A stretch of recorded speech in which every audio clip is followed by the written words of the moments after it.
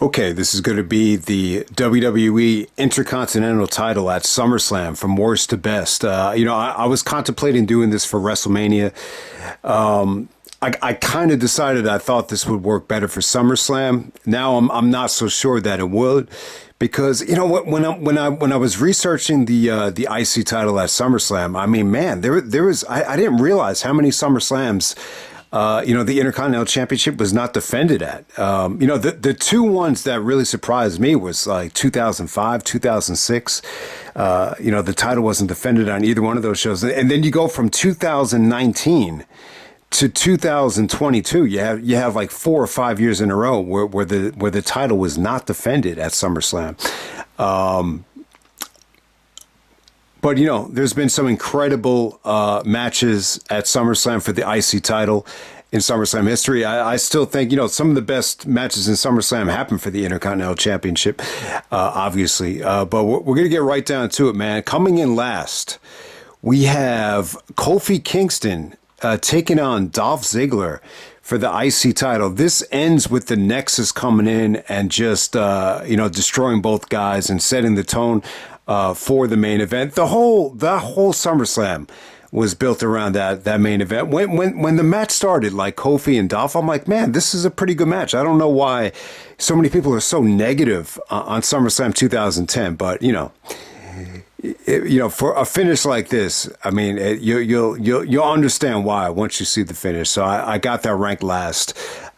Next, we got The Miz taking on Apollo Crews. This is actually from SummerSlam 2016. It was okay for what it was. I mean, to see Miz beat Apollo in like 5 minutes was a little bit unrealistic, but I like Apollo Crews. I thought he had a lot of potential. The match was fine. It was just a little bit short. And next up, we got the Ultimate Warrior actually taking on the Honky Tonk Man to end the Honky Tonk Man's historic Intercontinental Championship reign. It's a squash match, but it's a great match for the Warrior. I feel like this really jump-started his career and got him going on the right path. It kind of diminished, any negativity that the Dingo Warrior persona had. So I got that a little bit higher than last, even though it's not that competitive of a match. So most people would actually rank it last. Because it's a legit squash. Next up, we have Santino Marella and Beth Phoenix winning the IC Championship and the Women's Championship by defeating Mickie James and Kofi Kingston. So whoever's team got the pinfall, they would just be both the IC champion and the women's champion. So it was great for Santino. I thought Santino and Beth had a lot of fun together, but at the same time, it's not the most. It's not really why. It's not what you would envision the IC title being at SummerSlam. Kind of a comedy title or a romance title, whatever you want to call it. Next up, we got Val Venus teaming up with the voluptuous and the beautiful Trish Stratus to take on the hot couple of Chyna, the Mamacita, teaming up with Eddie Guerrero.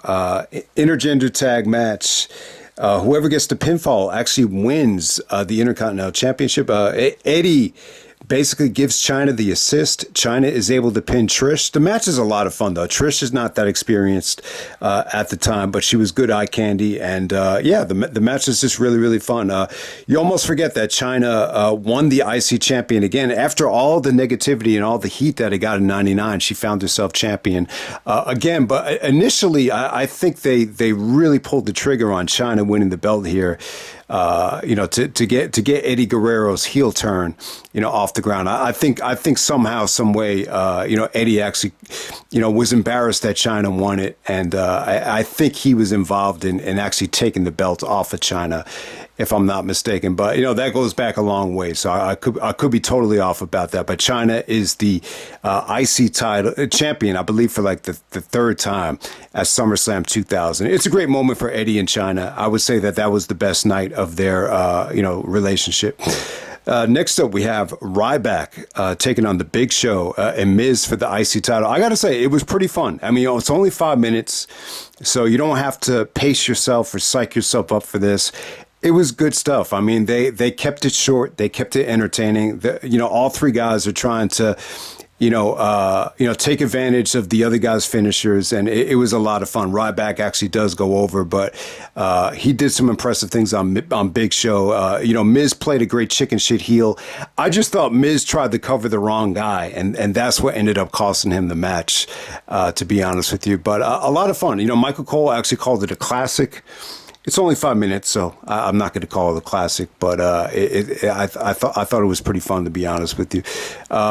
Next up, we have the disappointing Shawn Michaels and Mr. Perfect for the Intercontinental Championship from SummerSlam 1993. I don't know what it was about this match. Shawn was just off. I mean, they're very similar. Watch the SummerSlam 93 video. Anything that I'm saying here, I probably already said before, but just the way Shawn was bumping here, I think the styles are just too similar. And Shawn was obviously not happy with the match.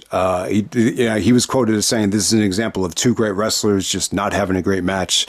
But yeah, I mean, maybe the styles are just too similar. I don't know what it was. I just don't think, the summer of '93 was the best version of Shawn Michaels. Vince was getting on him about, steroids and being overweight. And I thought that whole summer was a mess, for Shawn Michaels looking back on it. But, maybe that has something to do with it. It's just out of the realm for Shawn to have such a mediocre match. It's still better than some of the other stuff. But next up, we have Sami Zayn taking on Braun Breaker. This is from SummerSlam 2024 in Cleveland. Hell of a performance from Breaker. I mean, one of his most important matches if he ever goes on to become the moneymaker Paul Heyman envisions him to be. I mean, he just destroyed Sami Zayn here. It really, really felt like, the first match between Clubber Lang and Rocky from Rocky 3, just a total domination from Braun Breaker. The fucked up thing about it, it's actually Sami Zayn's first SummerSlam match. So what does that tell you? I don't know. Next up, we have Umaga defending the IC title against Carlito and Mr. Kennedy. Triple threat match. The most interesting thing I could say about it is I think you get three legit heels going at it in a three-way. Maybe for the first time ever, Umaga actually retains. He's in his comfort zone with all the SummerSlam, beach decorations. And, it's a really, really fun match. It's not bad. It's not great, but it's a feel-good victory for Umaga. Dominik and AJ Styles. This is from SummerSlam 2025. I think crowd reaction-wise, it got the job done. It's a little bit disappointing. I think the argument people are going to use against it is there's too much focus on Eddie Guerrero and not enough focus on, wrestling. But it was fun for what it was. I mean, it was cool to see AJ at SummerSlam, but it's not the AJ Styles I think a lot of people envisioned.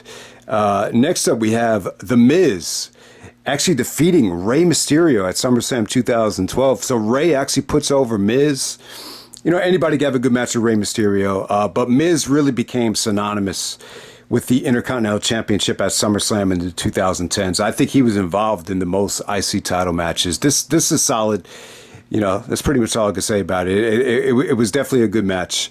Next up, we have Edge getting booed out of his hometown in Toronto to take on Chris Jericho and Batista. Yeah, Edge really embraced the Toronto Bizarro Land turning on him. I don't know what it was. I think at the time, Edge really was a little bit forced as a babyface. Maybe some of the promos on Orton, maybe some of the promos on Evolution, but yeah, the fans just really weren't having it. You almost forget the fans are chanting, "We want Christian," but Jericho's in the match, so they're a little bit more pro Jericho, pro Batista. So Edge gets booed out of his hometown as a babyface.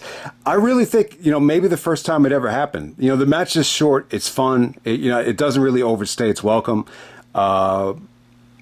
But it's really, really entertaining. It's good stuff. It's easy to watch. It doesn't drag at all. But at the same time, it's not a great match. Next up, we got Mr. Perfect actually taking on Kerry Von Erich, the Texas Tornado.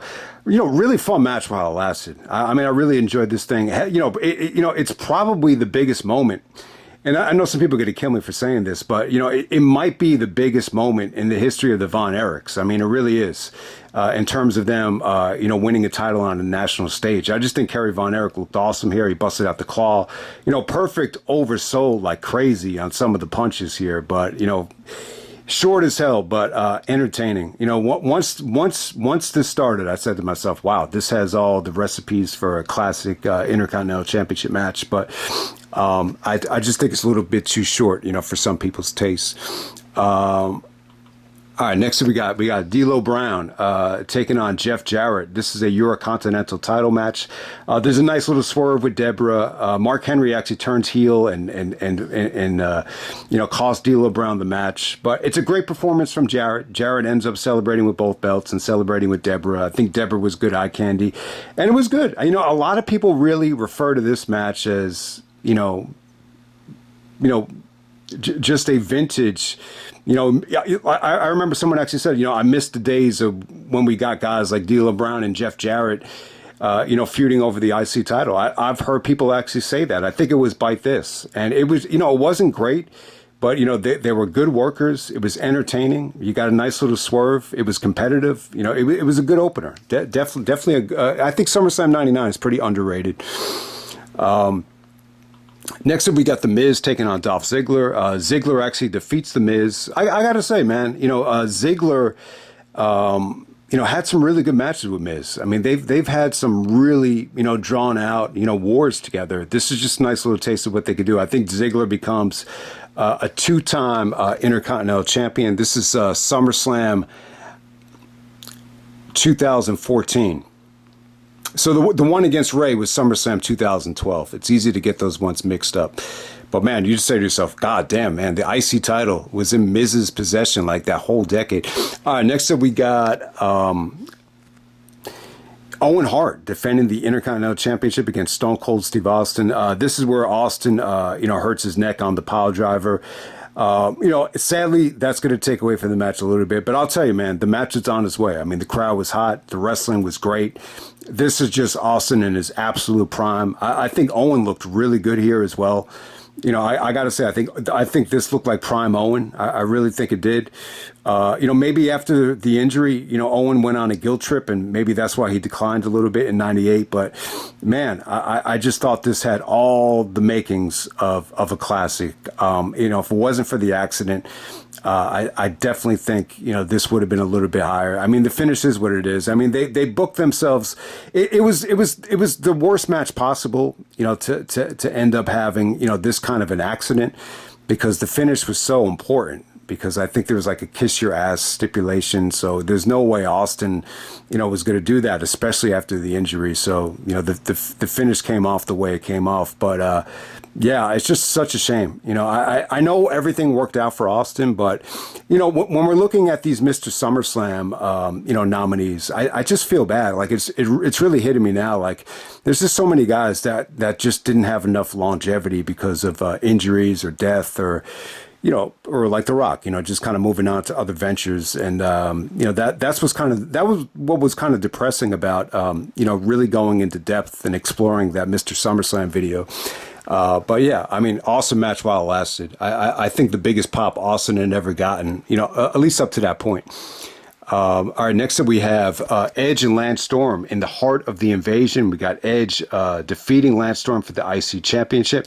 Really good match. I would definitely say that the best Lance Storm match in the WWF. He was actually allowed to show what he can do here. Edge was really coming into his own. It's a great momentum building performance coming off of King of the Ring. Christian comes out and it really, really. Teases the Christian heel turn, but it doesn't happen yet. It only happens like 2, maybe 3 weeks later. You say to yourself, man, why didn't they just pull the trigger here? But they did it in Toronto a couple weeks later. But great performance from Edge. I thought this really, set the tone. Underrated match, too. I don't think enough people talk about this match. I think it's one of Edge's, it's definitely one of Edge's best singles matches until he gets to the Kurt Angle feud, without a doubt. All right, next up we have Scott Hall, Razor Ramon, taking on his good friend, Kevin Nash, Diesel. You have Shawn Michaels out there in Diesel's corner. You actually have Walter Payton from the Chicago Bears in Razor Ramon's corner. But, the Shawn stuff kind of added to the match. I mean, you say to yourself, why is Shawn doing this for SummerSlam while he's in his prime? I don't know why, but if you could look past that, I think Diesel and Razor, had a really, really good match. I mean, the fans were into it. There's some nice false finishes. Shawn, added to the drama here. It was just really, really good stuff. It's a good match, in the 90s, between two bigger guys, that could definitely work. And it was definitely, I think, one of the more underrated, matches in SummerSlam history. Next up, we have the Red Hot opener from SummerSlam 2009. This is Rey Mysterio, taking on Dolph Ziggler. Really, really refreshing finish here. Ziggler goes for like a backbreaker, but Rey's able to do a hurricanrana off the top rope to put Ziggler away. You just wouldn't have expected that to be the finish. But, the match is red hot. They played off of the 619 well. I mean, it was just a good experience for Ziggler. When you see this Ziggler match, you say to yourself, he had such a good run, man. Like he's really tearing it up with Rey. And then 10 years later, he's still tearing it up in the Intercontinental Championship division. So it really does make you appreciate just how much longevity I think Ziggler's had. And, really, Rey was definitely an MVP candidate in 2009. I think this is definitely one of his gems. SummerSlam 2009 was not a bad show. All right, next up we have Gunther. Taking on Drew McIntyre in Detroit, SummerSlam 2023. Gunther is just a month away from surpassing the Honky Tonk Man's record. So it's a big match for Gunther. I think he wanted to continue the run here. He goes over a former, WrestleMania, main eventer in Drew McIntyre. It's a good match. I mean, the crowd is kind of dead at this point.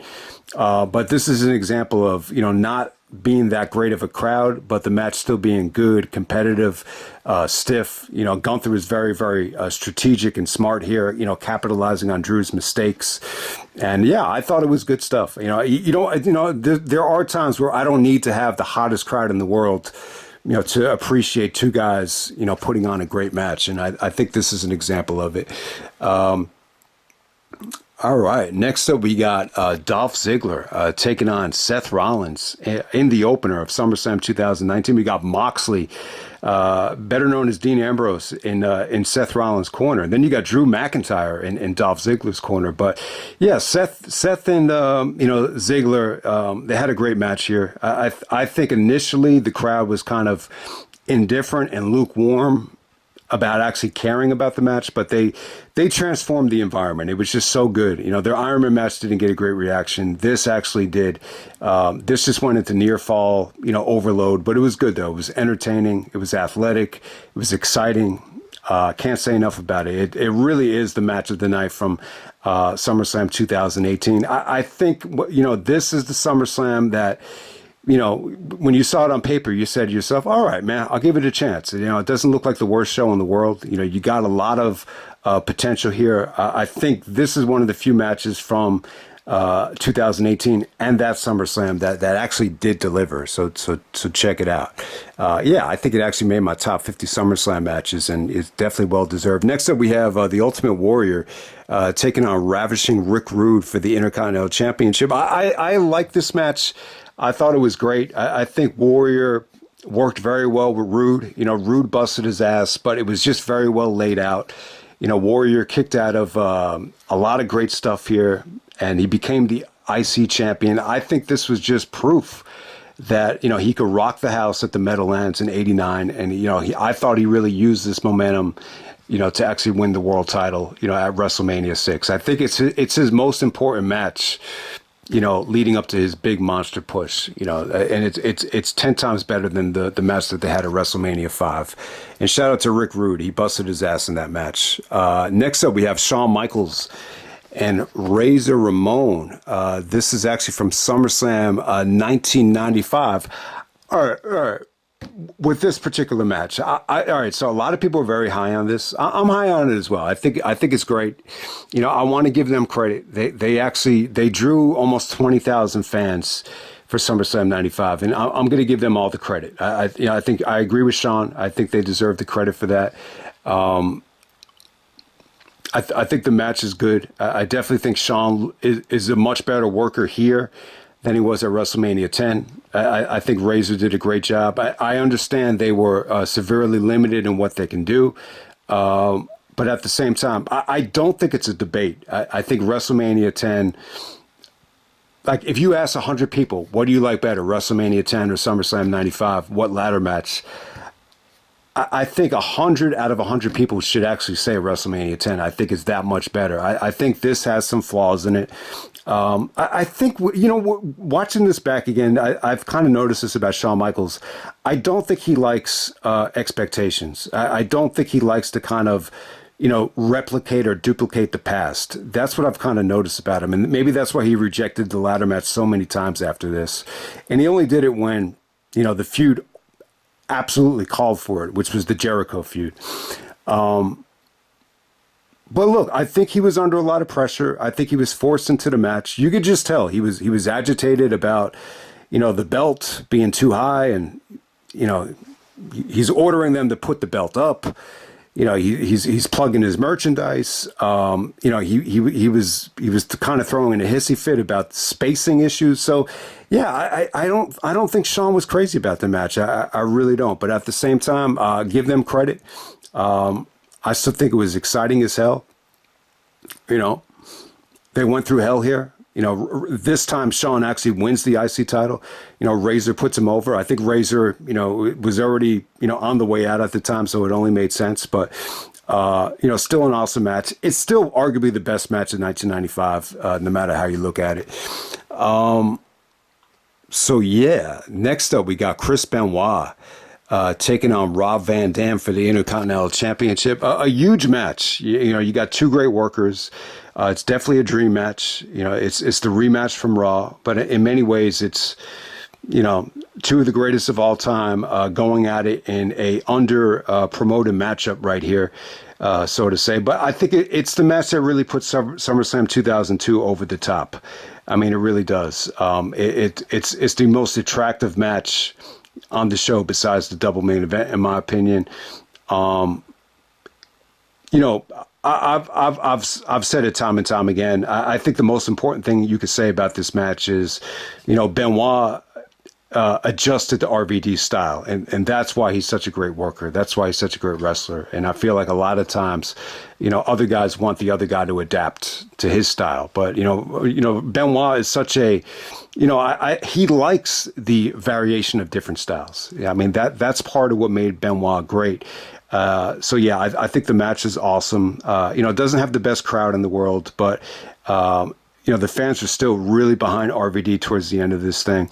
But it's a great match, and it's one of the few times where the IC title, felt very, very important. The winner of the match, there's a lot at stake. If you won the match, the title would actually go to that show. So if RVD won, it would go to Raw. If Benoit won, it would go to SmackDown. So a lot was at stake. You had Stephanie and Bischoff, watching the match and everything. So I thought that made it feel bigger.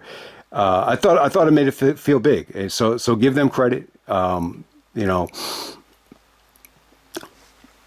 I could go on and on about this match. If you want to hear more in-depth thoughts, obviously watch the SummerSlam 2002 review. I probably said, more than you could dream of about the match. But yeah, I love it. It's two of my favorite wrestlers, maybe my two favorite wrestlers of all time, going at it. I like these guys that much. But yeah, Van Dam wins the Intercontinental Championship back for Eric Bischoff and Raw. Next up, we have Triple H and The Rock for the Intercontinental Championship. This is a ladder match from SummerSlam 1998. I mean, I don't think Rock and Triple H, the ladder match is ideal for their styles, but they made this work. I think both guys were so over. The promos were so entertaining. Both guys, were in their absolute element here in terms of trash talking and, the two different stables. I just think, both guys were hot, and you could definitely feel Rock's connection with Madison Square Garden, and even on the finish, you could feel Triple H's connection too. I think the thing that, both guys should be proud of more than anything is like the biggest pops of the night. They weren't really for like ladder spots. They were like for the finishers, whether it's people's elbow, rock bottoms, pedigrees. So I think the match is really awesome. It has a lot of intensity too. I think both guys busted their ass. Rock bled.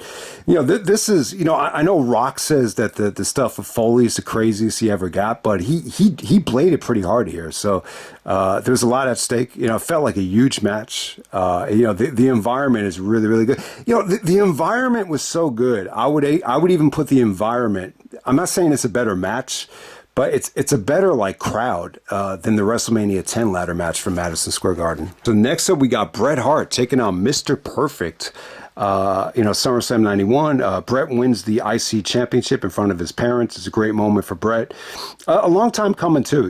This is really an important match for Bret because they had toyed with the idea of him being a single star, going back to '88, for whatever reason it didn't work, and him and Kurt Hennig, Mr. Perfect, obviously they had great chemistry. I just think the finish on the sharpshooter was, one of the best finishes ever. And when you watch the match too, like for that time, some of the kickouts, kicking out of the Perfect Plex, the way Perfect is able to counter the crucifix into a Samoan drop.